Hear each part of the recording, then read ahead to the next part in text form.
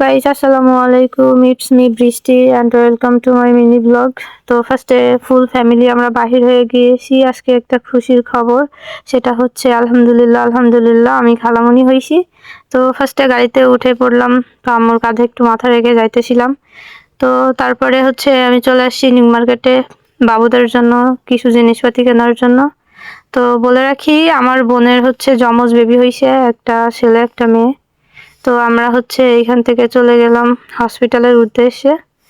তো আস্তে আস্তে গাড়িতে উঠে যাইতেছি, দেখেন নিউ মার্কেটে কি পরিমাণে জ্যাম। তো আমি তো অনেক বেশি খুশি, কারণ খালামণি হওয়ার যে ফিলিংস আসলে বলে বোঝানোর মতো না।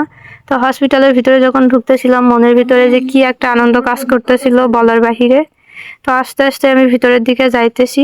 তো ফার্স্টে আমি কেবিন খুঁজে পাচ্ছিলাম না, দেন তারপরে সবাইকে কল দিয়ে আর কি আমি যাইতেছি।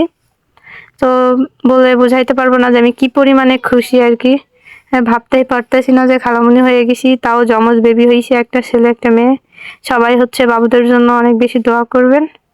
তো তারপরে হচ্ছে আমি আস্তে আস্তে ভিতরের দিকে যাইতেছিলাম। আর আমি আসলে এতটা খুশি বলে বোঝানোর মতো না। আমি শুধু ভাবতেছি কখন বাবুদেরকে দেখবো।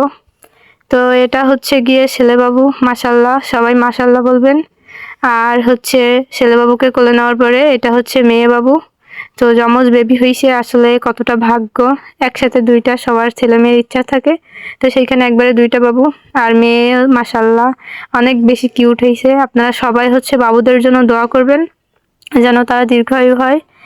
আর এখান থেকে বাবুদেরকে টাটা বাই বাই করে আর কি আমরা এখান থেকে বাহির হয়ে যাচ্ছি বাসার উদ্দেশ্যে, যেহেতু বিকাল টাইমে আসছি। তো আজকের ভিডিও এই পর্যন্ত। Thank you for watching.